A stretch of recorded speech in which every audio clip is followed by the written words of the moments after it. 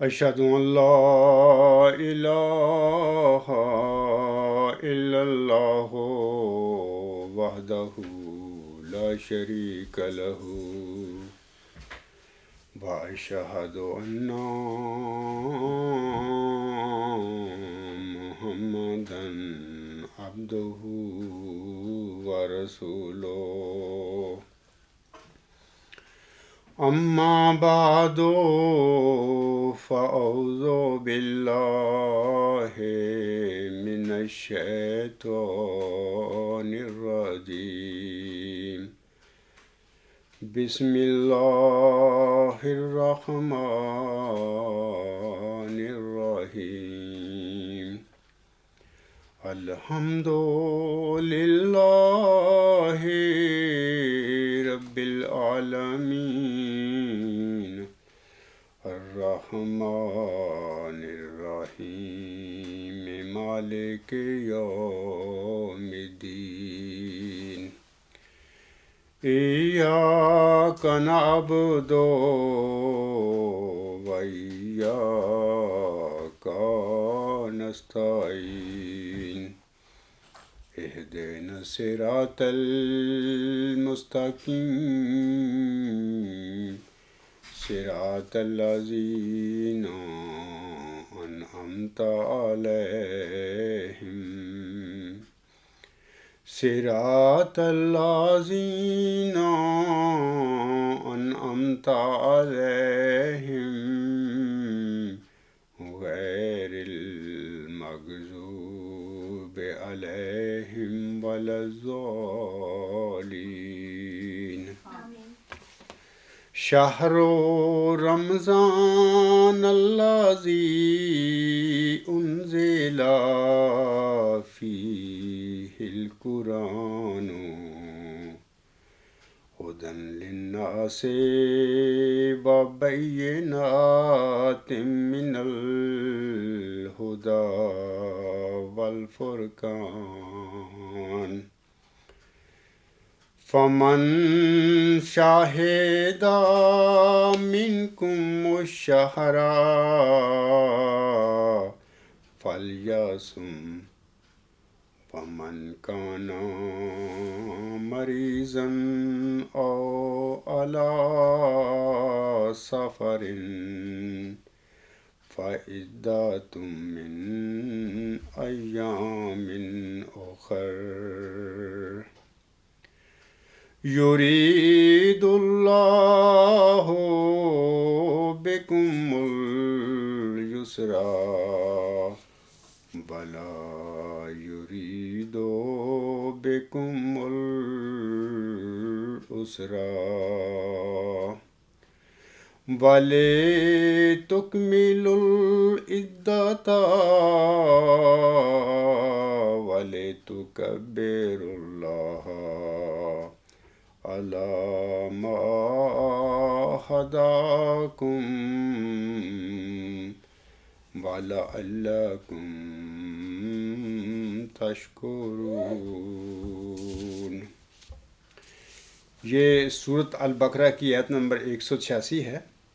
اس آیت میں اللہ تعالیٰ فرماتا ہے رمضان وہ مہینہ ہے جس میں قرآن لوگوں کی ہدایت کے لیے نازل کیا گیا اور اس میں ہدایت کے لیے کھلے کھلے نشانات اور حق اور باطل میں فرق کرنے والے امور ہیں۔ پس تم میں سے جو اس مہینہ کو پائے اور وہ اس کے روزے رکھے، اور جو مریض ہو یا سفر پر ہو تو وہ اور دنوں میں گنتی پوری کر لے۔ اللہ تمہارے لیے آسانی چاہتا ہے اور تمہارے لیے تنگی نہیں چاہتا، تاکہ تم گنتی کو پورا کرو اور اللہ کی بڑائی بیان کیا کرو اس پر کہ اس نے تمہیں ہدایت دی ہے اور تاکہ تم شکر کرو۔ سامعین کرام، اسلام نہ صرف ایک کامل دین ہے بلکہ یہ ایک دین فطرت بھی ہے۔ دین اسلام میں اللہ تعالیٰ نے اپنے بندوں کو جتنے بھی احکام فرمائے ہوئے ہیں ان میں سے کوئی ایک ایسا بھی حکم نہیں ہے کہ جو انسانوں کی طاقت سے بالا ہو، بڑھ کر ہو۔ ہر جو حکم اللہ نے دیا ہے وہ بندے کی طاقتوں کے مطابق ہے، جیسا کہ اللہ تعالیٰ فرماتا ہے لا یکلف اللہ نفسا الا وسعها، یعنی میں اپنے بندوں پر اتنا ہی وزن ڈالتا ہوں جو ان کی جن کی وہ اٹھانے کی ان میں طاقت ہو. یعنی اللہ تعالیٰ مومنوں کو، مسلمانوں کو، اپنے بندوں کو وہی حکم دیتا ہے جن کے مطابق، جن احکامات پر وہ پورا طرح عمل کرنے کے قابل ہوتے ہیں یا وہ کر سکتے ہیں. مثال کے طور پر اسی آیت میں اللہ تعالیٰ نے فرمایا ہے کہ ماہ رمضان ہے، یہ برکتوں والا مہینہ ہے، جب تم پر آ جائے تو اس کے روزے رکھا کرو. لیکن پھر اپنے حکم میں یہ فرما دیا کہ جو تم میں سے اس وقت سفر میں ہو تو وہ روزہ نہ رکھے، بلکہ رمضان کے بعد جب اس کا سفر ختم ہو جائے وہ جتنے بھی روزے چھوٹ جائیں تو وہ پورے کر لے. اسی طرح اللہ تعالیٰ نے فرما دیا کہ ماہ رمضان میں اگر کوئی تم میں سے بیمار ہو جاتا ہے تو وہ بیماری کی حالت میں روزہ نہ رکھے، بلکہ جب ماہ رمضان ختم ہو جائے تو جتنے بھی روزے بیماری کی حالت میں اس سے چھوٹ گئے تھے وہ گنتی ماہ رمضان کے بعد وہ پوری کر لے. تو میرا کہنے کا مطلب یہ ہے کہ دین اسلام نہ صرف ایک کامل دین ہے بلکہ یہ دین فطرت بھی ہے. یعنی انسانوں کی فطرت کے مطابق اللہ تعالیٰ نے اس دین کو اپنے بندوں کے لیے تیار کیا، بنایا اور ان پر نافذ کیا ہے. اور اللہ تعالیٰ نے اپنے احکامات پر پورا عمل کرنے کے لیے اپنے بندوں کو توفیق بھی بخشی ہے، طاقتیں بھی عطا کی ہیں. یہ جو ابھی آیت میں نے پڑھی ہے، اس آیت میں رمضان مبارک کی فضیلت اور بزرگی کا بیان ہوا ہے. رمضان کا مہینہ ان ایام کی سامعین کرام یاد دلاتا ہے جن میں قرآن کریم ایسی عظیم اور کامل کتاب نازل ہوئی تھی.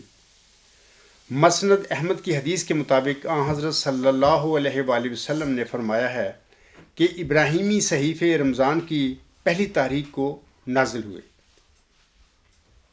توریت 6 تاریخ کو، انجیل 13 تاریخ کو اور قرآن کریم 24 رمضان کو نازل ہوا تھا. یہ بھی روایت ہے کہ گزشتہ صحائف توریت، زبور اور انجیل جن پیغمبروں پر نازل ہوئیں تو یہ سب ایک ہی دفعہ نازل ہوئی تھیں، لیکن قرآن کریم بیت العزت سے آسمانی دنیا تک تو ایک ہی مرتبہ نازل ہوا تھا، لیکن بعد ازاں وقتاً فوقتاً حسب ضرورت زمین پر نازل ہوتا رہا.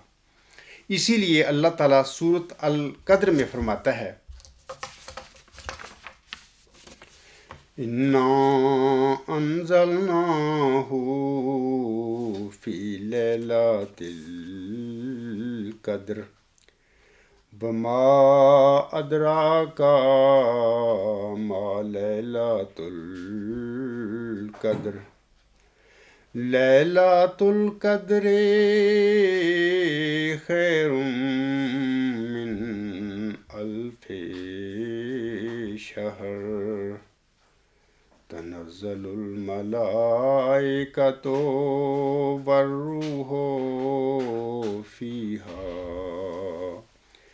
بإذن ربہم من کل امر سلام ہی حتی مطلع الفجر. ان آیات میں اللہ فرماتا ہے یقین ہم نے اسے قدر کی رات میں اتارا ہے، اسے یعنی قرآن کریم کو، قرآن وحی کو. اور تجھے کیا خبر ہے کہ قدر کی رات کیا ہے؟ قدر کی رات 1000 مہینوں سے افضل ہے، 1000 مہینوں سے بہتر ہے. اس رات ہر معاملہ میں اپنے رب کے حکم سے بکثرت فرشتے نازل ہوتے ہیں اور روح القدس بھی، اور سلامتی ہوتی ہے، اور یہ سلسلہ طلوع فجر تک جاری رہتا ہے. اسی طرح سامعین کرام سورۃ دخان کی آیات نمبر 4 اور 5 میں اللہ تعالیٰ فرماتا ہے اِنَّا أَنزَلْنَاهُ فِي لَيْلَةٍ مُبَارَكَةٍ إِنَّا كُنَّا مُنذِرِينَ فِيهَا يُفْرَقُ كُلُّ امر حکیم۔ یقیناً ہم نے اسے یعنی قرآن کریم کو ایک بڑی مبارک رات میں اتارا ہے۔ ہم بہرحال انتظار کرنے والے تھے یعنی ڈرنے والے تھے۔ اس مبارک رات میں ہر حکمت والے معاملہ کا فیصلہ کر دیا جاتا ہے۔ سامعین کرام، اب سوال یہ ہے کہ لیلۃ القدر میں قرآن کریم کے نزول سے کیا مراد ہے؟ میں چند گزارشات پیش کروں گا اس حوالہ سے کہ پہلی یہ کہ قرآن کریم کے رات میں اترنے سے مراد ہے کہ جب اس کا نزول ہوا تو اس وقت عرب گمراہی اور جہالت میں ڈوبا ہوا تھا۔ دوسری بات یہ کہ وحی و الہام کا نزول دکھوں اور مصائب کے بعد ہوا کرتا ہے۔ جب تک کسی انسان کے دن راتیں نہیں بن جایا کرتی اور جب تک وہ بھوک اور پیاس کی سختیوں کو برداشت نہیں کرتا، اس وقت تک وحی و الہام کا نزول ممکن نہیں ہے۔ تیسری بات یہ کہ دنیا کو روحانی رنگ میں فتح کرنے کے لیے کسی انسان کے لیے ضروری ہے کہ وہ حضرت صلی اللہ علیہ وآلہ وسلم کی طرح پہلے کسی غار حرا کی تنہائیوں میں ڈوب جائے، تبھی اس پر کائنات کا سچا خالق اور مالک ظاہر ہوگا، اس پر وحی و الہام کا نزول ہوگا۔ واضح رہے کہ قرآن کریم ماہ رمضان میں ایک ساتھ آسمان اول پر لیلۃ القدر یعنی لیلۃ المبارک میں نازل ہوا تھا۔ حضرت صلی اللہ علیہ وآلہ وسلم سے جب یہ سوال ہوا کہ قرآن کریم تو مختلف مہینوں اور برسوں میں نازل ہوتا رہا، تو پھر ماہ رمضان میں اور وہ بھی لیلۃ القدر میں اترنے سے کیا مراد ہے؟ تو آپ صلی اللہ علیہ وآلہ وسلم نے یہی جواب ارشاد فرمایا تھا کہ قرآن کریم بیت العزت سے آسمانی دنیا تک تو ایک ہی مرتبہ نازل ہو گیا تھا، لیکن بعد ازاں وقتاً فوقتاً حسب ضرورت زمین پر نازل ہوتا رہا۔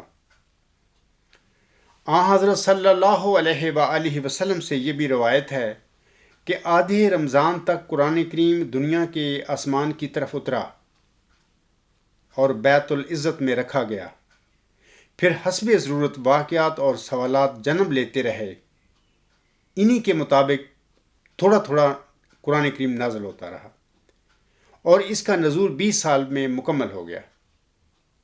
نزول قرآن کے سلسلے میں کافروں کا ایک یہ بھی اعتراض تھا کہ قرآن کریم ایک ساتھ ہی یعنی ایک دفعہ ہی کیوں نہ نازل ہوا۔ دراصل کفار کا یہ اعتراض بھی اسی وجہ سے تھا کیونکہ انہیں شک تھا کہ محمد صلی اللہ علیہ وآلہ وسلم کو یہ قرآن کوئی دوسرا انسان لکھ کر دیتا ہے۔ کفار کے اسی اعتراض کے سلسلہ میں اللہ تعالیٰ سورۃ الفرقان میں فرماتا ہے، یعنی سورۃ الفرقان کی آیات 5 اور 6 میں اللہ تعالیٰ فرماتا ہے، وَقَالَ الَّذِينَ كَفَرُوا إِنْ هَذَا إِلَّا إِفْكٌ افْتَرَاهُ وَأَعَانَهُ عَلَيْهِ قَوْمٌ آخَرُونَ فَقَدْ جَاءُوا ظُلْمًا وَزُورًا وَقَالُوا أَسَاطِيرُ الْأَوَّلِينَ اكْتَتَبَهَا فَهِيَ تُمْلَى عَلَيْهِ بُكْرَةً وَأَصِيلًا۔ سورۃ الفرقان کی دونوں آیات میں اللہ تعالیٰ فرماتا ہے، اور جن لوگوں نے کفر کیا یعنی انکار کر دیا نا عاصم کی دعوت کا، انہوں نے کہا کہ یہ جھوٹ کے سوا کچھ نہیں جو اس نے گھڑ لیا ہے، یعنی اپنے پاس سے قرآن کریم اس نے بنایا ہوا ہے یا کوئی اس کو لے کر دیتا ہے وغیرہ۔ اور اس بارے میں اس کی دوسرے لوگوں نے مدد کی ہے۔ یہ وہی اعتراض ہے کفار کا کہ آنسوں کو کوئی اور آدمی لکھ کر دیتا ہے۔ آگے اللہ فرماتا ہے پس یقیناً وہ سراسر ظلم اور جھوٹ بنا لائے ہیں۔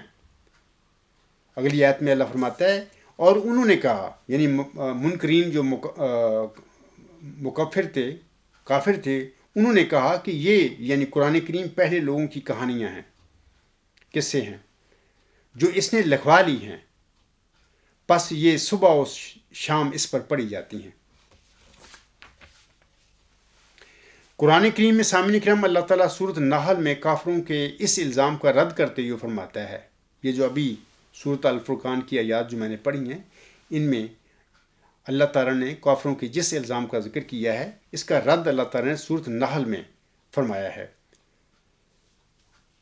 سورۃ النحل میں کافروں کے اس الزام کا رد کرتے ہوئے اللہ تعالیٰ فرماتا ہے کہ جس انسان کے متعلق تم یہ سمجھتے ہو کہ وہ آن حضرت صلی اللہ علیہ وسلم کو قرآن لکھ کر دیتا ہے، وہ تو عجمی ہے، یعنی غیر عرب ہے، جبکہ یہ قرآن تو عربی زبان میں اترا ہے۔ لہٰذا ایک عجمی کسی کو عربی میں کس طرح لکھ کر دے سکتا ہے؟ یعنی دلیل دی ہے آنسم کی طرف سے اللہ تعالیٰ نے کہ ایک عجمی جو غیر عرب ہے، وہ آن حضرت کو جو عربی، جن کی عربی زبان ہے، وہ عربی میں انہیں قرآن کس طرح لکھ کر دے سکتا ہے؟ جیسا کہ اللہ تعالیٰ سورۃ النحل کی آیت نمبر 104 میں فرماتا ہے،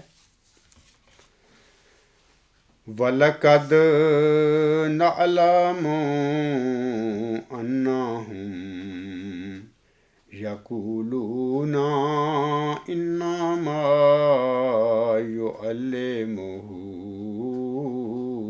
بَشَرٌ لِسَانُ الَّذِي يُلْحِدُونَ إِلَيْهِ أَعْجَمِيٌّ وَهَذَا لِسَانٌ عَرَبِيٌّ مُبِينٌ۔ اللہ فرماتا ہے اور یقیناً ہم جانتے ہیں کہ وہ کہتے ہیں اسے کسی بشر نے سکھایا ہے۔ اس کی زبان جس کی طرف یہ بات منسوب کرتے ہیں عجمی، یعنی وہ تو غیر عرب ہے، جبکہ یہ جو قرآن ہے، یہ قرآن کی وحی ہے، ایک صاف اور روشن عربی زبان میں اتر رہی ہے۔ تو وہی بات ہے نا کہ ایک بندہ جو ہے ہی غیر عرب عجمی ہے، تو ایک عربی جو آدمی ہے یا جس کی اپنی مادری زبان عربی ہے، اس کو پھر عجمی آدمی کس طرح عربی میں قرآن لکھ کر دے سکتا ہے؟ سامعین کرام، جہاں تک کفار کے اس اعتراض کا تعلق ہے کہ قرآن کریم ایک دفعہ نازل کیوں نہیں ہوا، کفار کے اس اعتراض کا جواب دیتے ہوئے اللہ تعالیٰ سورۃ الفرقان میں فرماتا ہے، یہ سورۃ الفرقان کی آیات 33 اور 34 ہیں، ان میں اللہ تعالیٰ اس سوال کا یا اس اعتراض کا جو کافروں کی طرف سے آنسوں پر کیا جاتا تھا، ان آیات میں اللہ تعالیٰ نے اس اعتراض کا جواب دیا ہے۔ اللہ تعالیٰ فرماتا ہے، وَقَالَ الَّذِينَ كَفَرُوا لَوْلَا نُزِّلَ عَلَيْهِ الْقُرْآنُ جُمْلَةً وَاحِدَةً كَذَلِكَ لِنُثَبِّتَ بِهِ فُؤَادَكَ وَرَتَّلْنَاهُ تَرْتِيلًا وَلَا يَأْتُونَكَ بِمَثَلٍ إِلَّا جِئْنَاكَ بِالْحَقِّ وَأَحْسَنَ تَفْسِيرًا۔ ان آیات میں اللہ فرماتا ہے، اور وہ لوگ جنہوں نے کفر کیا وہ کہیں گے کہ اس پر قرآن یک دفعہ کیوں نہ اتارا گیا، اسی طرح اتارا جانا تھا تاکہ ہم اس کے ذریعے تیرے دل کو ثبات عطا کریں، اور اسی طرح ہم نے اسے بہت مستحکم اور سلیس بنایا ہے۔ اور وہ تیرے سامنے کوئی حجت نہیں لاتے مگر ہم اسے رد کرنے کے لیے تیرے پاس حق لے کر آ جاتے ہیں، اور اس کی بہترین تفسیر بھی۔ سامعین کرام، اللہ تعالیٰ فرماتا ہے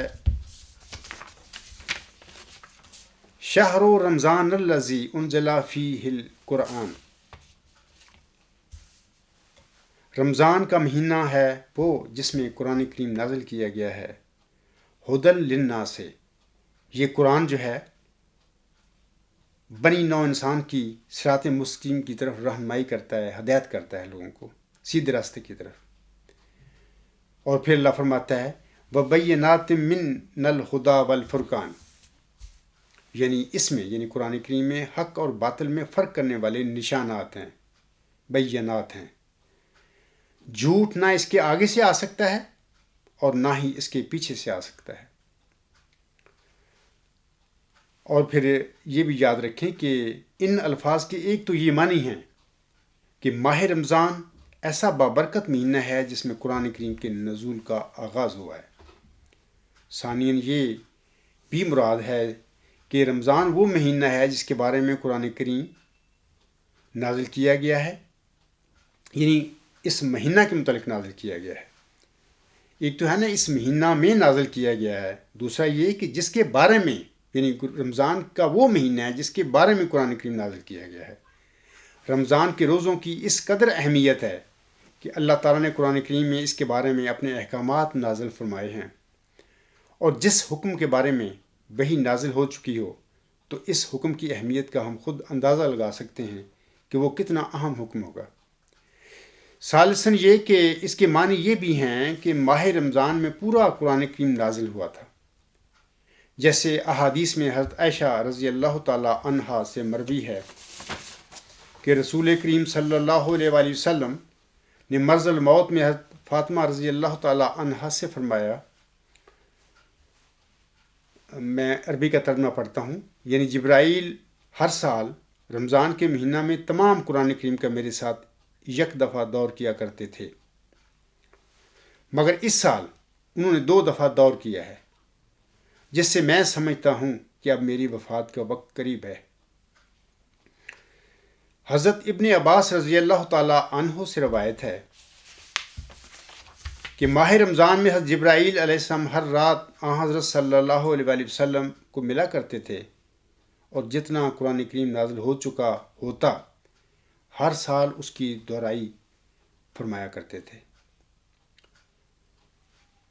سامعین کرام، اللہ تعالیٰ قرآن کریم کی شان میں فرماتا ہے کہ اس کی 3 صفات ہیں، ہدی للناس وبینات من الہدی والفرقان، یعنی اس میں لوگوں کے لیے ہدایت ہے، نمبر 1۔ نمبر 2، اس میں بینات ہیں، یعنی نشانات ہیں جو لوگوں کی ہدایت کی طرف رہنمائی فرماتے ہیں، اور نمبر 3، یہ الہامی کلام حق و باطل، حلال و حرام میں فرق ظاہر کرنے والا ہے۔ اسی طرح یہ ہدایت و گمراہی اور رشد و برائی میں تفریق کرنے والا ہے۔ حضرت ابو ہریرہ رضی اللہ تعالی عنہ سے روایت ہے کہ اسے صرف رمضان نہ کہو کیونکہ یہ اللہ تعالیٰ کا نام ہے، بلکہ شہر رمضان یعنی رمضان کا مہینہ کہا کرو۔ یہ بھی واضح رہے کہ رمضان اسلامی نام ہے، زمانہ جاہلیت میں اس مہینے کو ناطق کہا کرتے تھے۔ اسی طرح صحیح بخاری کی ایک حدیث کے مطابق جو شخص رمضان کے روزے ایمان اور نیک نیتی کے ساتھ رکھے اس کے سبب اس کے اگلے گناہ بخش دیے جاتے ہیں۔ سامعین کرام، اب میں آتا ہوں قرآن کریم کی عظمت اور فضائل کی طرف۔ قرآن کا لفظ قرت سے اخذ کیا گیا ہے جس کے معنی پڑھنے کے ہیں، اور چونکہ اسے یعنی قرآن کو بہت پڑھا جاتا ہے لہذا اس لیے اس کو قرآن کہتے ہیں۔ اور یہ بھی واضح رہے کہ قرأ کا معنی جمع کرنا بھی ہے۔ قرآن کریم میں آیات و صورتیں جمع ہیں، اس لیے اس کو قرآن کہتے ہیں۔ اسی طرح کتاب کا لفظ کتب سے نکلا ہے اور اس کے معنی بھی جمع کرنے کے ہیں، اور اس میں آیات اور احکام کو جمع کیا گیا ہے لہذا اس کا نام کتاب ہے۔ ذکر کے معنی نصیحت کے ہیں، اور قرآن کریم میں بہت زیادہ نصائح بیان کی گئی ہیں، لہذا اس کا نام ذکر بھی ہے، جیسا کہ اللہ تعالیٰ سورۃ الحجر کی آیت نمبر 10 میں فرماتا ہے، اِنَّا نَحْنُ نَزَّلْنَا الذِّكْرَ وَإِنَّا لَهُ لَحَافِظُونَ۔ یقیناً ہم نے ہی یہ ذکر اتارا ہے، اور یقیناً ہم ہی اس کی حفاظت کرنے والے ہیں۔ اسی طرح سامعین کرام، نور اس کو کہتے ہیں جو خود ظاہر اور دوسری چیزوں کو ظاہر کرے، اور قرآن کریم نور ہے کیونکہ وہ خود ظاہر اور اخبار، احکام اور اسرار کا مظہر ہے، جیسا کہ اللہ تعالیٰ سورۃ النساء کی آیت نمبر 175 میں فرماتا ہے،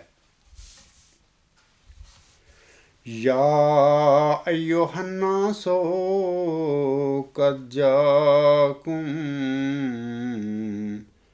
برہان من ربکم وَأَنزَلْنَا إِلَيْكُمْ نُورًا مُبِينًا۔ اللہ فرماتا ہے، اے لوگو، تمہارے پاس تمہارے رب کی طرف سے ایک بڑی حجت آ چکی ہے، ایک برہان آ چکی ہے، اور ہم نے تمہاری طرف ایک روشن کر دینے والا نور اتارا ہے۔ یعنی اللہ تعالیٰ نے قرآن کریم کو نور بھی فرمایا ہے۔ قرآن کریم کو مصحف بھی کہتے ہیں، اور صحیفہ، چرمی ٹکڑے یا قرآن کے ورق کو کہتے ہیں۔ سامعین کرام، حضرت ابوبکر صدیق رضی اللہ تعالیٰ عنہ نے قرآن کریم کو جمع کرنے کے بعد اس کے نام رکھنے سے متعلق لوگوں سے مشورہ کیا، اور پھر اس کا نام مصحف رکھا۔ سامعین کرام، بنیادی طور پر وحی کی دو قسمیں ہیں۔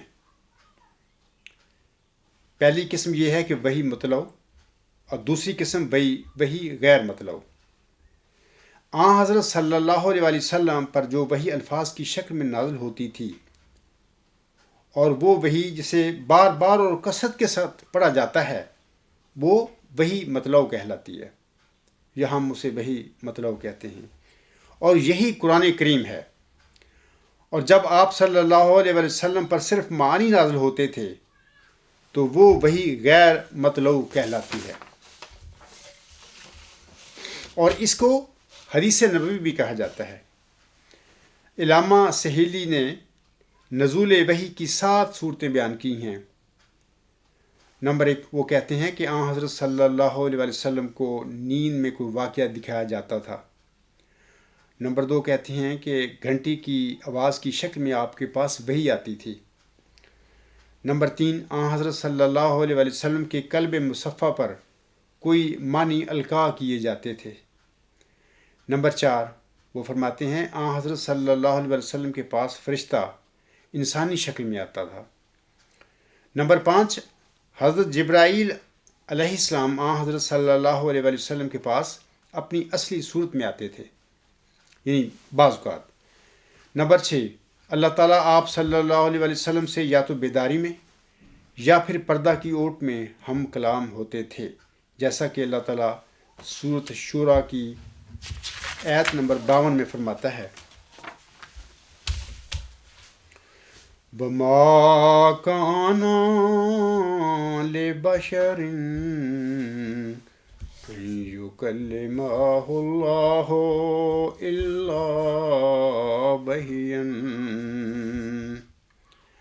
أَوْ مِن وَرَاءِ حِجَابٍ أَوْ يُرْسِلَ رَسُولًا فَيُوحِيَ بِإِذْنِهِ مَا يَشَاءُ إِنَّهُ عَلِيٌّ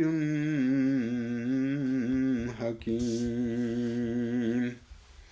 اور کسی انسان کے لیے ممکن نہیں کہ اللہ اس سے کلام کرے مگر وحی کے ذریعہ یا پردے کے پیچھے سے، یا کوئی پیغام رساں بھیجے جو اس کے اذن سے جو وہ چاہے وہی کرے۔ یقیناً وہ بلند شان والا اور حکمت والا ہے۔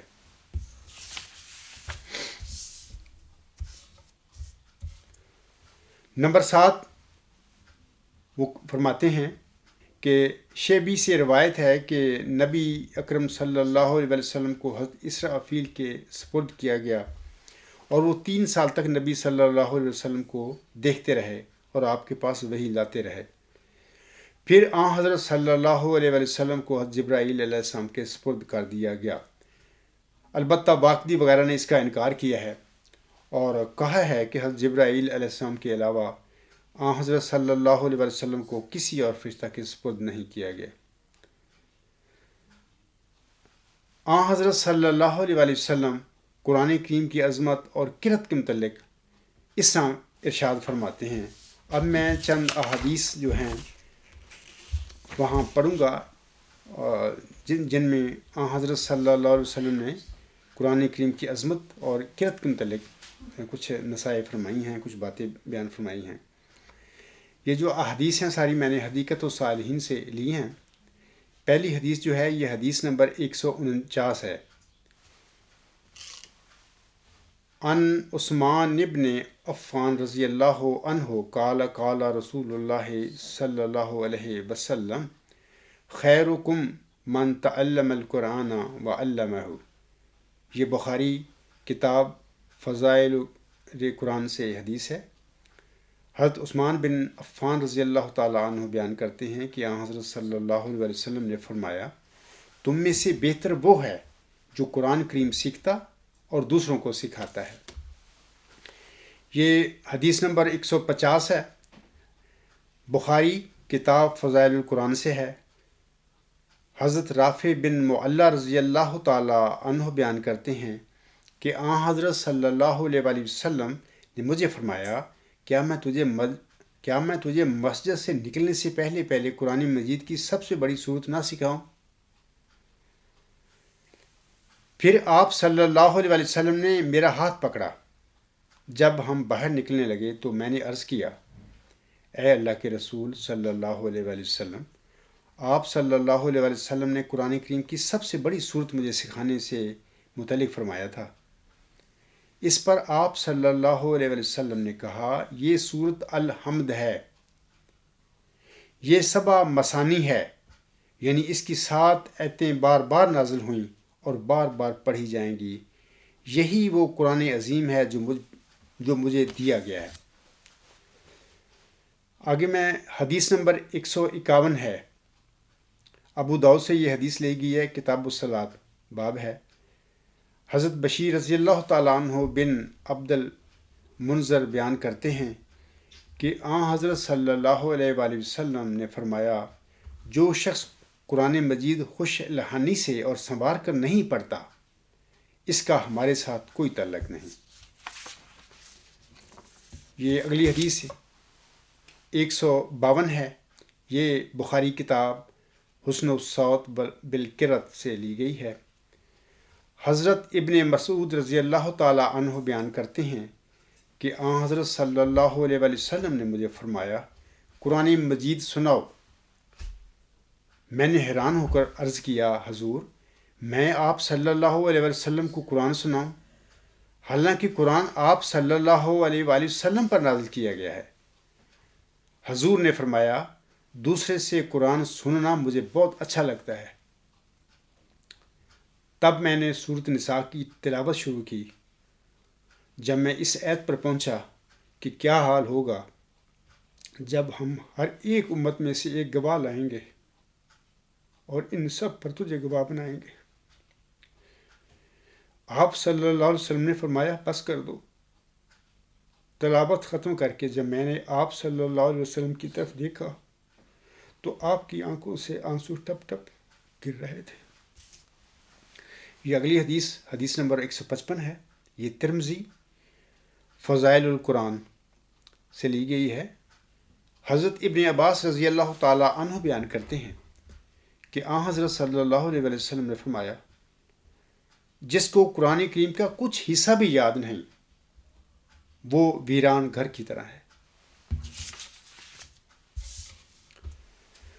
سامعین کرام، حضرت بانی جماعت احمدیہ علیہ السلام حضرت مرزا غلام احمد اپنی ایک رسالہ ہے ان کا، کشتی نوح، اس رسالہ میں فرماتے ہیں قرآن کے حوالہ سے، آپ علیہ السلام فرماتے ہیں اور تمہارے لیے ایک ضروری تعلیم یہ ہے کہ قرآن شریف کو مہجور کی طرح نہ چھوڑ دو، کہ تمہاری اسی میں زندگی ہے۔ جو لوگ قرآن کو عزت دیں گے وہ آسمان پر عزت پائیں گے۔ جو لوگ ہر ایک حدیث اور ہر ایک قول پر قرآن کو مقدم رکھیں گے ان کو آسمان پر مقدم رکھا جائے گا۔ آپ علیہ السلام آگے فرماتے ہیں، نوح انسان کے لیے روح پر اب کوئی کتاب نہیں مگر قرآن، اور تمام آدم زادوں کے لیے اب کوئی رسول اور شفیع نہیں مگر محمد مصطفیٰ صلی اللہ علیہ وآلہ وسلم۔ روحانی خزائن جلد 19 صفحہ 13۔ اسی طرح سامعین کرام، محمدی مریم حضرت مرزا غلام احمد علیہ السلام اپنی کتاب آئینہ کمالات اسلام، روحانی خزائن جلد 5 صفحہ 545 پر فرماتے ہیں، آپ علیہ السلام فرماتے ہیں، قرآن پاک ایک انمول موتی ہے، اس کے باہر روشنی ہے اور اس کے اندر روشنی ہے، اور اس کے اوپر روشنی ہے، اس کے نیچے روشنی ہے، اور اس کے ہر لفظ میں روشنی ہے۔ یہ ایک روحانی باغ ہے جس کے ڈھکے ہوئے پھل آسانی سے توڑے جا سکتے ہیں، اور اس میں نہریں بہتی ہیں۔ ہر خوش بختی کا پھل اس میں پایا جاتا ہے، اور ہر شمع اس سے روشن کی جا سکتی ہے۔ سامعین کرام، آخر میں خاکسار اللہ تعالیٰ کے حضور دعا گو ہے کہ وہ نہ صرف ہمیں پوری شرائط کے ساتھ ماہ رمضان کے روزے رکھنے کی توفیق عطا فرمائے، بلکہ دیگر فرض عبادات جو ہیں وہ بھی ہمیں بجا لانے کی توفیق بخشے۔ آمین۔ اللہ تعالیٰ ہمیں ماہ رمضان کی رحمتوں اور برکتوں سے بھی سامعین کرام بہرہ یاب فرمائے۔ آمین۔ اسی پر میں اپنا خطبہ ختم کرتا ہوں۔ وما علینا الا البلاغ وآخر دعوانا ان الحمد للہ رب العالمین۔ اولم وآخرم وظاہرم وباطنا ہوا مولانا نعم المولا ونعم النصیر ونعم الوکیل۔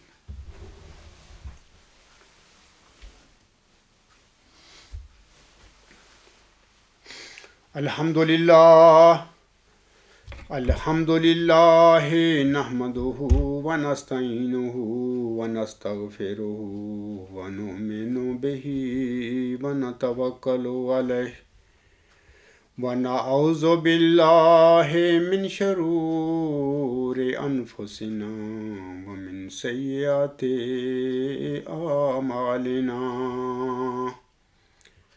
من یہدہ اللہ فلا مضل لہ ومن یضللہ فلا ہادی لہ، ونشہد ان لا الہ الا اللہ ونشہد ان محمدا عبدہ ورسولہ۔ عباد اللہ رحمکم اللہ، ان اللہ یأمر بالعدل والاحسان وایتاء ذی القربی وینہی عن الفحشاء والمنکر والبغی یعظکم لعلکم تذکرون۔ اذکروا اللہ یذکرکم وادعوہ یستجب لکم ولذکر اللہ اکبر۔